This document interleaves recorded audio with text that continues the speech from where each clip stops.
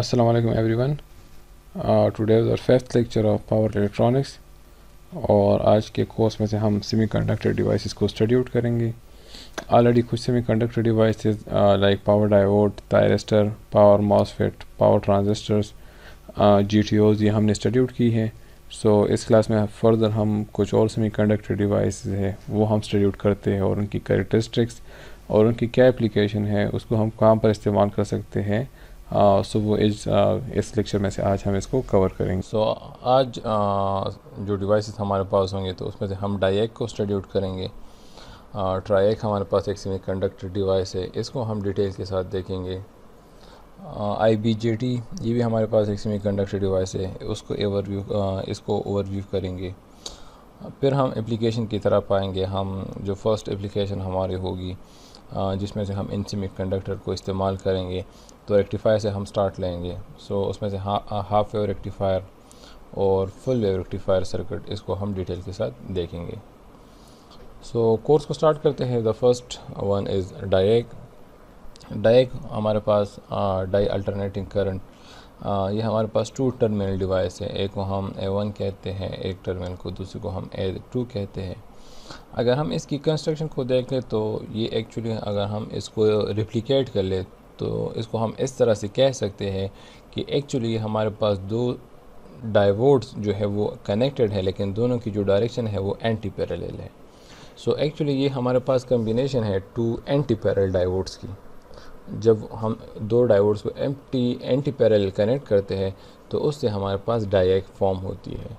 So it mean इसकी जो working होगी ये नॉर्मल डायोड की तरह होगी, लेकिन अगर हम डायोड को एंटी पैरेलल कनेक्ट करेंगे तो इट मीन ये 2 एंटी पैरेलल डायोड की वर्किंग की तरह काम करेगी। मीन्स कहने का मकसद ये हुआ कि अगर हम इसको सप्लाई दे दें, फॉर एग्ज़ाम्पल इसको हम AC सप्लाई देते हैं। सो अगर 2 डायोड है और दोनों एंटी पैरेलल कनेक्ट है तो इट मीन्स कि एक डायोड हमारे पास वो पॉजिटिव पे कंडक्ट करेगा और दूसरा डायोड हमारे पास नेगेटिव पे कंडक्ट करेगा। इट मीन कि ये हमारे पास पॉजिटिव साइकिल को भी इलव करेगी और नेगेटिव साइकिल को भी इलव करेगी। सो विच एक्चुअली जिससे हमें ये पता चला कि अगर हम इसको AC इनपुट देंगे तो इसका जो आउटपुट होगा वो भी हमारे पास साइनोसाइडल ही आएगा। तो फिर इसको हम इस्तेमाल कहाँ पर कर सकते हैं? इसको हम नॉर्मली इस्तेमाल करते हैं अगर हम ट्रायएक की गेट पर कोई इनपुट देना चाहते हैं। अब ट्रायएक क्या है इसको हम नेक्स्ट स्लाइड में से डिस्कस करेंगे। सो नॉर्मली हम इसको कनेक्ट करते हैं ट्रायएक की गेट के साथ। उसकी गेट को कंट्रोल करने के लिए हम डायएक इस्तेमाल करते हैं। इसकी जो कैरेक्टरिस्टिक्स होगी इसकी जो कैरेक्टरिस्टिक कर्व होगी वो भी हमारे पास नॉर्मल थायरिस्टर की, नॉर्मल डायोड की तरह ही होगी। जिस तरह नॉर्मल डायोड हमारे पास फॉरवर्ड में कंडक्शन करती है और रिवर्स में से ब्लॉक करती है, लेकिन अभी हमारे पास 2 डायोड है और दोनों एंटी पैरेलल कनेक्ट हैं। इट मीन कि पॉजिटिव में भी ये कंडक्ट करेगी और नेगेटिव में भी कंडक्ट करेगी। इसकी जो कैरेक्टरिस्टिक है पॉजिटिव में भी इसके कैरेक्टरिस्टिक्स आ जाएंगे और नेगेटिव में, रिवर्स में से तो ऑलरेडी डायोड होगा कंडक्शन के लिए, नेगेटिव में भी इसके कैरेक्टरिस्टिक्स आ जाएंगे। इसकी कैरेक्टरिस्टिक नॉर्मल डायोड की तरह होगी, इनिशियली कंडक्शन नहीं करेगी, फिर जब थ्रेशोल्ड वोल्टेज आ जाएगी उसके बाद ये कंडक्शन स्टार्ट कर लेगी। और रिवर्स में भी वही डायोड होगा, लेकिन रिवर्स कनेक्टेड होगा तो रिवर्स का डायोड जो है वो similar to the normal diode होगा। वो भी हमारे पास फर्स्ट कंडक्शन नहीं करेगी up to the threshold voltage, और जब वो क्रॉस कर लेगी तो उसके बाद ये कंडक्शन स्टार्ट कर लेगी। ये दोनों डायरेक्शन में से कंडक्शन करती है। नेक्स्ट हमारे पास है ट्रायएक। ट्रायएक मीन्स ट्राई अल्टरनेटिंग करंट। इसमें हमारे पास 3 टर्मिनल्स होते हैं। एक को हम कहते हैं A1, एक को हम कहते हैं A2 और एक हमारे पास होती है गेट। डायएक में हमारे पास 2 डायोड एंटी पैरेलल कनेक्ट होती है, लेकिन वो हमारे पास अनकंट्रोल्ड डिवाइस था। ट्रायएक हमारे पास कंट्रोल डिवाइस है और इसको हम कंट्रोल करते हैं फ्रॉम द गेट। इसमें हमारे पास 2 थायरिस्टर एंटी पैरेलल कनेक्ट होती हैं। इसका मतलब इसमें होता नहीं है, लेकिन अगर हम इसको कंपेयर कर लें तो इसको हम रिप्लिकेट कर सकते हैं कि ये एक्चुअली हमारे पास 2 एंटी पैरेलल थायरिस्टर्स होते हैं और उनकी जो गेट होती है वो हमारे पास कॉमन होती है। गेट कॉमन होती है, इसलिए अगर हम गेट को पल्स देंगे तो वो दोनों थायरिस्टर को एट ए टाइम ही मिलेगा। तो इट मीन कि जो पॉजिटिव साइकिल होगा उसको जिस टाइम पे हम कंट्रोल करना चाहते हैं वही हमारे पास नेगेटिव टाइम पर भी वही कंट्रोल होगा। मीन्स कहने का मकसद ये हुआ कि अगर हमने गेट पर फायरिंग पल्स दी है at angle 30 degree, so it means कि हमारा जो पॉजिटिव साइकिल होगा वो भी 30 डिग्री से स्टार्ट होगा और हमारा जो नेगेटिव साइकिल होगा वो भी 30 डिग्री से ही स्टार्ट होगा। सो इसके थ्रू हम दोनों साइकिल को कंट्रोल कर सकते हैं। थायरिस्टर के थ्रू हम सिर्फ एक साइकिल को कंट्रोल कर सकते थे। इसके जो करेक्टरिस्टिक्स है वो भी हमारे पास नॉर्मल थायरिस्टर की तरह होंगे, लेकिन इन बोथ डायरेक्शन होंगे। सो पॉजिटिव में भी हमारे पास इसके करेक्टरिस्टिक्स आ जाएंगे, जिसमें हमारे पास जब तक ये होल्डिंग करंट, जब तक लेचिंग करंट तक इसकी वैल्यू नहीं पहुंचेगी तो ये हमारे पास ऑन नहीं होगा। और रिवर्स में भी हमारे पास सिमिलर टू द थायरिस्टर होगा, लेकिन वो रिवर्स में से कनेक्टेड होगा। तो ये भी हमारे पास तब ऑन होगा जब तक लेचिंग करंट तक इसकी वैल्यू नहीं पहुंचेगी। सो इसके लिए भी जो फायरिंग पल्स है उसकी विड्थ एटलीस्ट इतनी होनी चाहिए कि हमारे पास दोनों थायरिस्टर जो है वो लेचिंग करंट तक पहुंच जाए। जैसे वो लेचिंग करंट तक पहुंच जाएंगे तो ये ट्रायक हमारे पास ऑन हो जाती है। सो इसको हम नॉर्मली उन एप्लीकेशन में इस्तेमाल करते हैं जिसमें से हम किसी भी, फॉर एग्जांपल हम एक मोटर है उसकी स्पीड को कंट्रोल करना चाहते हैं, एक एसी मोटर है, सो हम ट्रायक इस्तेमाल कर सकते हैं उसकी स्पीड को कंट्रोल करने के लिए। नेक्स्ट हमारे पास डिवाइस है जिसको हम कहते हैं IBGT, insulated gate bipolar transistor. So ये हमारे पास एक सेमीकंडक्टर डिवाइस है जिसमें से दो सेमीकंडक्टर डिवाइसेस की जो एडवांटेजेस है या गुड पैरामीटर्स है वो कंबाइन हो चुकी है। इसका जो गेट होता है वो उसकी जो करेक्टरिस्टिक है वो मॉसफेट की तरह होती है, और इसकी जो आउटपुट करेक्टरिस्टिक्स होती है वो बाईपोलर ट्रांजिस्टर की तरह होती है। बिकॉज बाईपोलर ट्रांजिस्टर की कैपेबिलिटी है कि वो हाई पावर एप्लीकेशन के लिए इस्तेमाल हो सकता है, और जो gate characteristic of the MOSFET है वो इसमें से इनपुट पर गेट करेक्टरिस्टिक जो है वो control, voltage control characteristic of the MOSFET वो इसमें से इंट्रोड्यूस हो चुकी है। सो इट मीन्स कि हमारे पास जो IGBT है ये इसकी जो इनपुट या गेट करेक्टरिस्टिक है ये पावर मॉसफेट की तरह होती है, जिसके थ्रू हम वोल्टेज गेट पर पल्स देते हैं और इसके थ्रू हम करंट को कंट्रोल करते हैं। कौन सा current? Collector to the emitter current. लेकिन इसकी जो आउटपुट करेक्टरिस्टिक्स है, जो कलेक्टर एमिटर करेक्टरिस्टिक है, वो ट्रांजिस्टर, बाईपोलर ट्रांजिस्टर की तरह होती है। इसलिए इसकी जो 3 टर्मिनल है उसको गेट, कंट्रोल, एमिटर और कलेक्टर कहा जाता है। इसमें से जो ट्रांजिस्टर पोर्शन है वो इसलिए है क्योंकि ट्रांजिस्टर को हम हाई पावर एप्लीकेशन के लिए इस्तेमाल करते हैं, लेकिन ट्रांजिस्टर की जो जो बेस करेक्टरिस्टिक्स है वो मतलब इनपुट करेक्टरिस्टिक वो बहुत मतलब इतना अच्छा कंट्रोल उसका नहीं है। सो gate control of the MOSFET जो है वो ज़्यादा फेवरेबल है, बिकॉज़ जितना हम गेट पे ज़्यादा वोल्टेज देंगे उतना हमारे पास जो करंट है ड्रेन करंट वो ज़्यादा फ्लो करेगा, लेकिन यहाँ पर कलेक्टर करंट ज़्यादा होता जाएगा। So it's the combination of control and high power capability. Control जो है वो पावर मॉसफेट से आ जाता है एंड हाई पावर कैपेबिलिटी जो है वो ट्रांजिस्टर से आ जाती है। सो इससे हमारे पास IGBT वो बन जाती है, इंसुलेटेड गेट बाईपोलर ट्रांजिस्टर बन जाती है। सो यहाँ पर हमारे पास सेमीकंडक्टर डिवाइसेस जो है वो ख़त्म हो जाते हैं। सो अगर हम अपनी सेमीकंडक्टर डिवाइसेस को थोड़ा सा ओवरव्यू कर लें तो स्टार्ट में से हमने पावर डायोड स्टार्ट की थी जिसको हम पावर एप्लीकेशन के लिए इस्तेमाल करते हैं।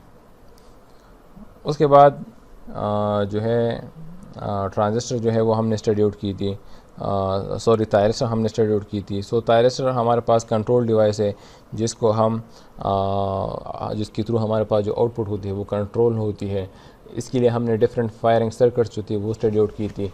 थायरिस्टर की हमारे पास एक करेक्टरिस्टिक थी कि अगर हम थायरिस्टर को एक मरतबा गेट पल्स के थ्रू ऑन कर लिए और उससे फिर हम गेट पल्स रिमूव भी कर ले तो वो हमारे पास ऑन स्टेट में से रहती है। सो ये कुछ ना कुछ करेक्टरिस्टिक थे थायरिस्टर की जो हमने स्टडी आउट की थी। फिर हमारे पास फिर हमने GTO, gate turn off thyristor. So thyristor को हम ऑन कर सकते हैं लेकिन हम उसको ऑफ़ नहीं कर सकते through the gate pulse. So GTO हमारे पास एक ऐसी डिवाइस है जिसको हम ऑन भी कर सकते हैं थ्रू द गेट पल्स और उसको हम ऑफ भी कर सकते हैं थ्रू द गेट पल्स। और पॉजिटिव गेट पल्स के थ्रू हम ऑन करते हैं और नेगेटिव गेट पल्स के थ्रू हम उसको ऑफ़ करते हैं। सो ये भी हमने जो है स्टडी आउट की थी। उसके बाद पावर ट्रांजिस्टर, उसमें हमारे पास 2 टाइप्स थे, NPN PNP ट्रांजिस्टर था। इसको हमने डिटेल के साथ किया और इसकी जो एप्लीकेशन हमारे पास ये थे कि हम इसको एज ए स्विच जो है इस्तेमाल कर सकते हैं। ये एप्लीकेशन हमने स्टडी आउट की थी। लास्ट में से फिर हमने पावर मॉसफेट स्टडी आउट की थी। पावर मॉसफेट भी हमारे पास एक सेमीकंडक्टर डिवाइस है जिसके थ्रू जो हमारे पास actually control voltage control device है और इसको भी हम एज ए स्विच इस्तेमाल कर सकते हैं। उसके बाद हमने डायएक पढ़ ली जो 2 एंटी पैरेलल डायोड्स की तरह एक्चुअली काम करती है, और उसके बाद ट्रायएक जो एक्चुअली 2 एंटी पैरेलल थायरिस्टर की तरह काम करती है, और लास्ट में से IGBT insulated gate bipolar transistor ये हमने स्टडी आउट की। इसमें से बीच में से हमने स्कॉची डायोड और जीनर डायोड और फास्ट स्विचिंग डायोड ये थोड़े इसको भी हमने डिस्कस किया था। सो यहाँ पर हमारे पास सेमीकंडक्टर डिवाइसेस का जो पोर्शन था वो ख़त्म हुआ। इसके बाद हम जो है इनकी एप्लीकेशन की तरफ आएंगे कि इनको हम हर एक सेमीकंडक्टर डिवाइस को हम किस किस एप्लीकेशन में से इस्तेमाल कर सकते हैं। सो फर्स्ट हमारे पास है रेक्टिफायर सर्किट। रेक्टिफायर हमारे पास एक ऐसे सर्किट्स होते हैं जिसके थ्रू हम AC वोल्टेज को DC वोल्टेज में से कन्वर्ट करते हैं। सो एक्चुअली इस सर्किट का काम ही ये होता है कि हमारे पास इसको हम इनपुट वोल्टेज AC वोल्टेज देते हैं और इसका जो आउटपुट हमारे पास आएगा वो हमारे पास DC वोल्टेज आएगा। अब इस सर्किट में हमारे पास क्या होता है, इस सर्किट में हमारे पास एक्चुअली लगा होता है डायोड एक सेमीकंडक्टर डिवाइस है जो इसमें से लगता है और इसके थ्रू हम ये फंक्शन या ये काम जो है ये प्रोसेस जो है वो कंप्लीट होता है। इसी प्रोसेस के थ्रू हमारे पास क्या हो जाता है, AC से DC में हमारे पास जो वोल्टेज है वो कन्वर्ट हो जाती है। अब हमारे पास जो रेक्टिफायर है इसके 2 टाइप्स हैं। एक को हम कहते हैं हाफ वेव रेक्टिफायर सर्किट और दूसरे को हम कहते हैं फुल वेव रेक्टिफायर सर्किट। अब रेक्टिफायर में भी हमारे पास 2 टाइप्स हमारे पास होते हैं फर्दर। एक को हम कहते हैं अनकंट्रोल्ड रेक्टिफायर सर्किट और एक को हम कहते हैं कंट्रोल रेक्टिफायर सर्किट। सो अनकंट्रोल हमारे पास वो रेक्टिफायर सर्किट होते हैं जिसमें से हमारे पास डायोड्स लगे होते हैं, और कंट्रोल रेक्टिफायर हमारे पास वो सर्किट होते हैं जिसमें से हमारे पास थायरिस्टर लगे होते हैं। सो आज की क्लास में से हम अनकंट्रोल्ड रेक्टिफायर को स्टडी आउट करेंगे and in the next class we will discuss control rectifier circuit. फिर इन सर्किट रेक्टिफायर सर्किट में भी हमारे पास लोड पे हमारे पास डिपेंड होती है। एक को हम कहते हैं विद रेजिस्टिव लोड जिसमें से हमारे पास क्या होती है, एक किस्म की आउटपुट आती है। फिर अगर हमारे पास लोड इंडक्टिव हो जाती है तो हमारे पास आउटपुट जो है वो चेंज हो जाती है। इसी तरह हमारे पास in the control rectifier circuit वहाँ पर भी हमारे पास रेजिस्टिव और इंडक्टिव लोड का इफ़ेक्ट होता है जिसकी वजह से हमारे पास जो आउटपुट वेव फॉर्म होती है वो चेंज होती रहती है।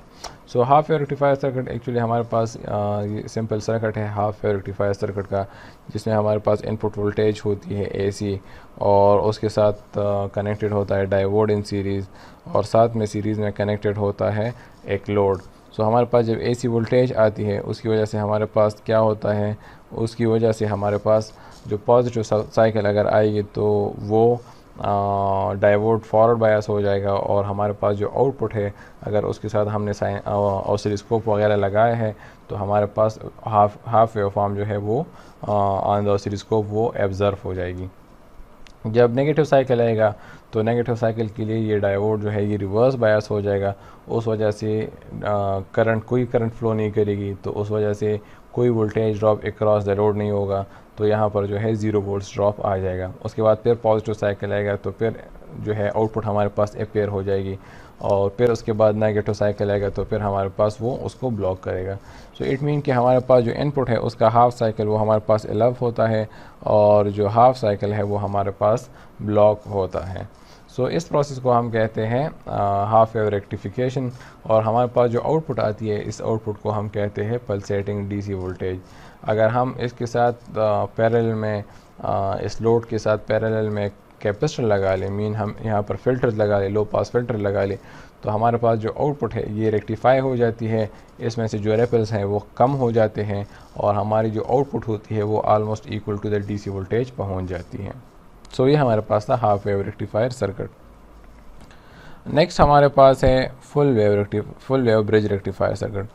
Full wave bridge rectifier circuit means कि इसमें हमारे पास एक ब्रिज होती है जिसमें हमारे पास 4 डायोड्स लगे होते हैं और इसमें हमारे पास जो है फुल वेव जो है वो हमारे आउटपुट पर अपेयर हो जाती है। अगर हम इस सर्किट को स्टडी आउट कर ले सो इसकी वर्किंग हमारे पास इस तरह होती है कि जब भी पॉजिटिव साइकिल आएगी सो इन द फर्स्ट फिगर हमारे पास पॉजिटिव साइकिल आती है तो वो हमारे पास D1 फिर लोड से और फिर D2 से होके हमारे पास पाथ कंप्लीट कर लेती है। सो हमारे पास जो आउटपुट है लोड उसके क्रॉस हमारे पास अगर ऑसिलोस्कोप लगा है तो एक वेव फॉर्म हमारे पास एब्जर्व हो जाती है।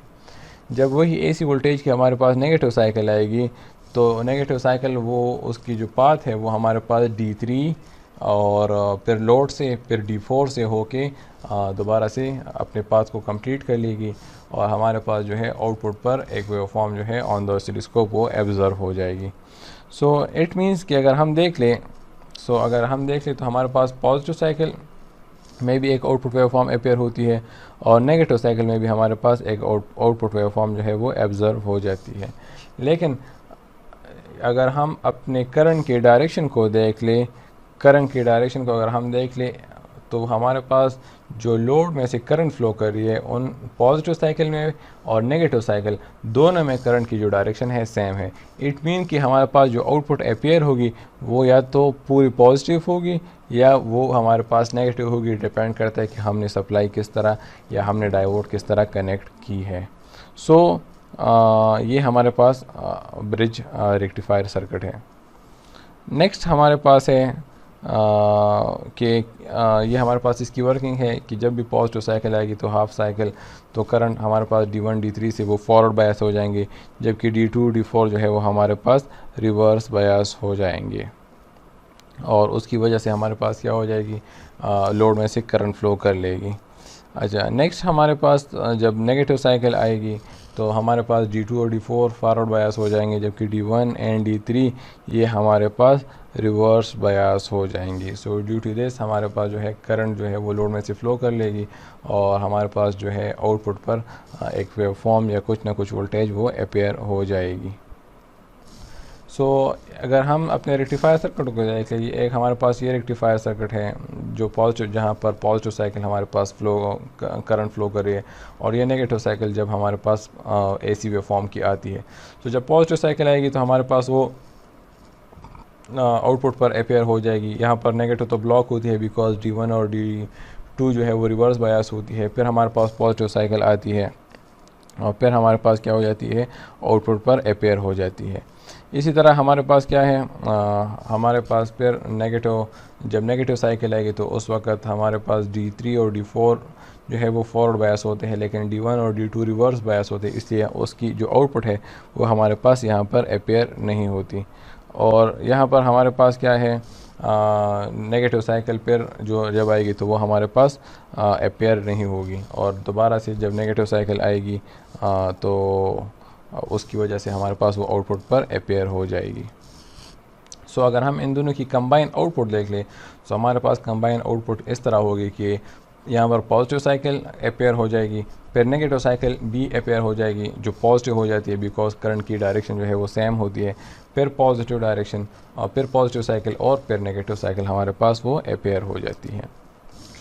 सो ये हम इस किस्म की आउटपुट हमारे पास वो अपेयर हो जाती है। अब rectifier circuit, bridge rectifier circuit में हम दो टाइप ऑफ सर्किट्स पढ़ते हैं, एक विद द लोड पढ़ते हैं, एक हमारे पास जब लोड रेजिस्टिव हो और एक जब हमारे पास लोड वो हो इंडक्टिव हो।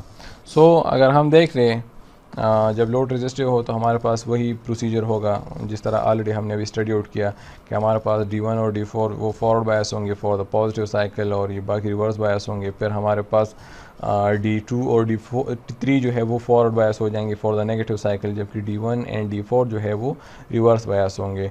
सो हमारे पास इस किस्म की सिनारियो आ जाएगी। For the positive cycle D2 D3 forward bias होंगे, तो हमारे पास क्या होंगी, आउटपुट अपेयर हो जाएगी। और फॉर द नेगेटिव साइकिल हमारे पास D1 और D3 जो है वो रिवर्स बायस होंगे, फॉरवर्ड बायस होंगे, और D2 D3 जो है वो रिवर्स बायस होंगे। सो हमारे पास जो है इस तरह का आउटपुट अपेयर हो जाएगा। हमारे पास आउटपुट वेवफॉर्म की वोल्टेज की जो शेप होगी वही हमारे पास करंट की भी होगी। सो ये हमारे पास आउटपुट वोल्टेज को शो कर रही है, ये हमारे पास आउटपुट करंट को शो कर रही है।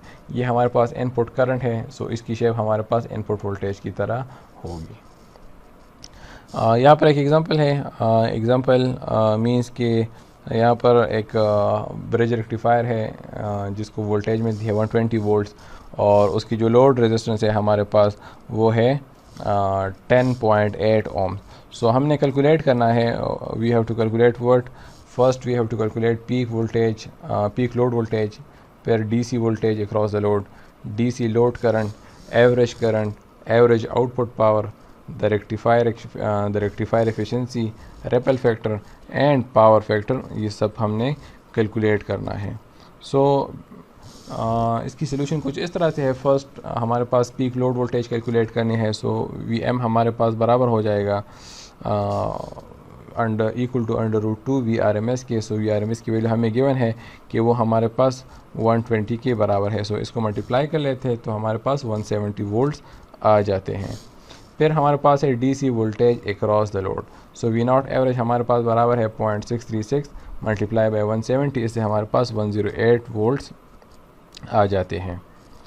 और लास्ट में हमारे पास जो है फिर DC लोड करंट हमारे पास है, तो आई एवरेज जो है वो हमारे पास V average divided by the R के बराबर है। सो V एवरेज हमारे पास 108 है और R की वैल्यू हमारे पास जो है वो 10.8 है, तो इससे हमारे पास 10 एम्पेयर आ जाएगी।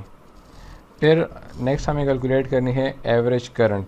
सो एवरेज करंट हमारे पास डायोड की जो एवरेज करंट है वो हमारे पास बराबर हो जाएगी average output current divided by 2। सो इससे हमारे पास 5 एम्पेयर आ जाएगी। फिर एवरेज आउटपुट पावर है, सो वो हमारे पास P एवरेज हमारे पास बराबर हो जाएगी V average into I average के। सो इससे हमारे पास 1080 वाट्स आती है। फिर एफिशिएंसी है तो वो हमारे पास 8 डिवाइडेड बाय पाई स्क्वायर के बराबर है, तो वो हमारे पास 0.81 या 81% आ जाएगी। या आउटपुट डिवाइडेड बाय इनपुट की भी बराबर है, output power divided by input power, so उससे भी हम इसको कैलकुलेट कर सकते हैं। फिर हमारे पास है ripple factor. So ripple factor actually means VRMS divided by VDC whole square -1। So इससे हमारे पास जो है रिपल फैक्टर 0.84 आती है। और लास्ट में से हमारे पास पावर फैक्टर है जो हमारे पास average power divided by RMS power, इसको कैलकुलेट करने के बाद हमारे पास जो पावर फैक्टर है वो आती है 0.9। सो इस तरह हमारे पास जो है पावर फैक्टर कैलकुलेट हो जाती है। अच्छा, नेक्स्ट हमारे पास जो है विद इंडक्टिव लोड को हम स्टडी आउट करते हैं। So with inductive load means actually कि हमारे पास जो लोड है वो अब रेजिस्टिव नहीं है, बल्कि वो हमारे पास उसमें से कुछ इंडक्टेंस भी शामिल है। मीन्स कि अगर हम देख ले इसको, सो हमारे पास जो लोड होती है वो प्योरली इंडक्टिव नहीं होती, बल्कि हमारे पास वो रेजिस्टिव प्लस इंडक्टिव होती है। सो इट मीन्स कि हमारे पास जो लोड है वो अब डिपेंड करता है कि हमारे पास रेजिस्टर और इंडक्टेंस की वैल्यू क्या है। अगर हमारे पास रेजिस्टर और इंडक्टेंस की वैल्यू वो डिफरेंट है तो हमारे पास जो आउटपुट वेवफॉर्म है वो भी हमारे पास फिर डिफरेंट हो जाती है। लेकिन अगर अब इसमें से हम फर्स्ट ये सपोजिशन कर लेते हैं कि हमारे पास जो है वो इंडक्टेंस की जो वैल्यू है वो हमारे पास किस चीज़ के बराबर है, वो हमारे पास बराबर है R के। मीन्स कि हमारे पास जो रेजिस्टेंस की वैल्यू है और इंडक्टेंस की वैल्यू है वो हमारे पास सेम है। सो हम फर्स्ट ये सपोजिशन कर लेते हैं। उससे हमें ये फ़ायदा हो जाएगा कि फॉर एग्जांपल हमारे पास R की वैल्यू अगर वो 10 ओम है तो हमारे पास जो XL की वैल्यू है वो भी हमारे पास 10 ओम की है। सो अगर हम अब इसको कंपेयर कर लेते हैं और दूसरा हमारे पास यही सर्किट है, लेकिन उसमें हमारे पास जो इंडक्टेंस की वैल्यू है वो बहुत ज़्यादा है। मीन्स हमारे पास इंडक्टेंस इनफाइनाइट है।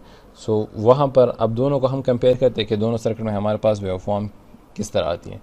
इंडक्टर की हमारे पास एक प्रॉपर्टी है। इंडक्टर की प्रॉपर्टी हमारे पास कुछ इस तरह से है कि अगर हम देख लें सो इंडक्टर अपोजिशन प्रोवाइड करता है करंट के फ़्लो को। हमारे पास फॉर एग्जाम्पल करंट की फ़्लो हमारे पास वो चेंज होती रहती है या उसकी डायरेक्शन हमारे पास चेंज होती रहती है, तो जो इंडक्टर है वो क्या कर लेते हैं, वो इस को अपोजिशन प्रोवाइड करती है, जिसकी वजह से ये ट्राई आउट करती है कि करंट की डायरेक्शन वही सेम रहे जिसमें से ये फ़्लो कर रही है। सो अगर हमारे पास आर की वैल्यू वो एल के बराबर है, सो हमारे पास जो करंट है, आउटपुट वोल्टेज तो वही सेम रहेगी, लेकिन फ़र्क हमारे पास आएगा किस चीज़ पर, फ़र्क हमारे पास आएगा करंट पर।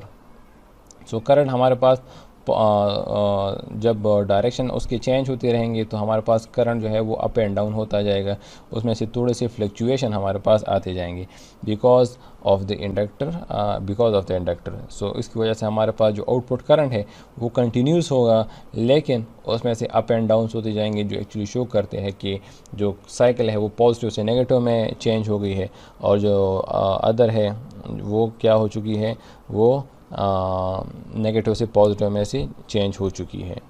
सो इस तरह हमारे पास क्या हो जाएंगे, ये हमारे पास तो वो कंडीशन है जब आर और एल की वैल्यू हमारे पास बराबर हो। नेक्स्ट हमारे पास ये अदर कंडीशन है जब हमारे पास आर की वैल्यू कम हो जाए और एल की वैल्यू इनफाइनाइट हो जाए। सो इट मीन कि जो इंडक्टर में करंट है वो उसमें से वो जो चेंजेस प्रोवाइड करेगा उसकी वैल्यू, उसमें से जो चेंजेस है वो बहुत कम होंगे, मतलब वो ट्राई आउट करेगा कि हमारे पास जो चेंजेस है वो उसमें से ना आ जाए। सो हमारे पास जो आउटपुट लोड है उसकी जो करंट की वैल्यू है वो हम ऑलमोस्ट स्ट्रेट लाइन हो जाती है, मींस आउटपुट वोल्टेज तो हमारे पास वही रहेगा, लेकिन जो आउटपुट करंट है हमारे पास वो बिल्कुल स्ट्रेट लाइन हो जाती है because of the high inductance.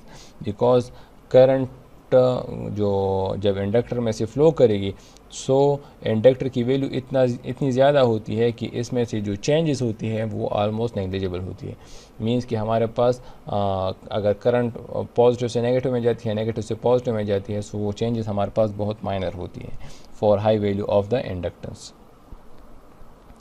अच्छा, इसमें इसकी वजह से हमारे पास अगर इंडक्टर की वैल्यू बहुत ज़्यादा हो जाती है तो हमारे पास ये फार्मूले भी थोड़ी सी चेंज हो जाते हैं। हमारे पास voltage across the resistor average value वो हमारे पास आउटपुट एवरेज के बराबर होती है, जो हमारे पास 2Vm डिवाइड बाई पाई के बराबर होती है।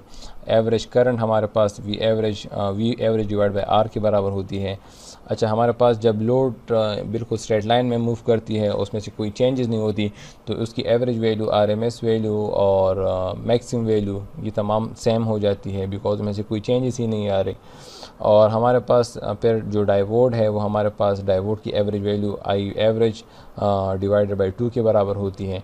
और आरएमएस करंट हमारे पास हर एक जो डायोड में से फ़्लो करेगा वो ID RMS equal to I naught average divide by √2 के बराबर आ जाती हैं। नेक्स्ट हमारे पास एक एग्जांपल है जिसमें से हमारे पास 120 वोल्ट सोर्स है, RL लोड लगा है, रेजिस्टेंस जो है वो 10 ओम है और इंडक्टर की वैल्यू बहुत ज़्यादा है। सो हमने average load voltage, average load current, maximum load, RMS value, average current, RMS current, power जो है, इन सब को कैलकुलेट करना है। सो अगर हम देख लें, सो फर्स्ट हमें पीक लोड वोल्टेज कैलकुलेट करने हैं, जो हमारे पास Vm बराबर होती है √2 VRMS के। सो वो वैल्यूज़ हमें गिवन है, इससे हमारे पास 170 वोल्ट्स आ जाते हैं। एवरेज वैल्यू हमारे पास वी एवरेज बराबर हो जाती है 0.63 मल्टीप्लाई बाई 170, 108 वोल्ट्स आते हैं। आई एवरेज हमारे पास बराबर होगी V average divided by R के, इससे हमारे पास 10.8 एम्पियर आती है। हमारे पास जो मैक्सिमम करंट है वो हमारे पास एवरेज के बराबर होगा और जो RMS है वही हमारे पास वो भी एवरेज के बराबर होगा। इट मीन हमारे पास RMS, एवरेज वैल्यू और मैक्सिमम वैल्यू सब की वैल्यू 10.8 एम्पियर के बराबर है। नेक्स्ट हमारे पास है एवरेज डायोड करंट, तो वो हमारे पास I naught average divide by 2 के बराबर है। सो इससे हमारे पास 5.4 एम्पियर आती है। फिर RMS करंट है वो हमारे पास ऑफ द डायोड है वो हमारे पास ID RMS वो I naught average divided by √2 के बराबर है, इससे हमारे पास 7.6 एम्पेयर आती है। और लास्ट में से हमारे पास पावर्स जो है वो कैलकुलेट करना है, सो वो I²R से, सो I RMS square into R, इसको कैलकुलेट करने के बाद हमारे पास 1167 वाट की पावर आती है। सो यहाँ पर हमारे पास आज का लेक्चर जो है वो कंप्लीट हो जाता है। सो आज की क्लास में हमने डायैक, ट्रायैक, IGBTs और half wave rectifier circuit and full wave rectifier circuit, इसको हमने डिटेल के साथ स्टडी आउट किया। इन द नेक्स्ट क्लास इंशाल्लाह हम जो है half wave rectifier circuit but control circuit जिसमें थायरिस्टर लगे होते हैं, और उसको हम फिर कम्यूटेटिंग डायोड में उसमें से इंट्रोड्यूस करवाएंगे। और फिर full wave bridge rectifier circuit with commutating diode, without commutating diode, इसको हम स्टडी आउट करेंगे। फिर बाई फेज रेक्टिफायर सर्किट है, 3 फेज रेक्टिफायर सर्किट है। रेक्टिफायर की एक बहुत बड़ी डिटेल है, इसको स्टेप बाय स्टेप इंशाल्लाह हम स्टडी आउट करेंगे। Thank you very much. इंशाल्लाह नेक्स्ट क्लास में से फिर इन सबको कवर करेंगे। Thank you very much.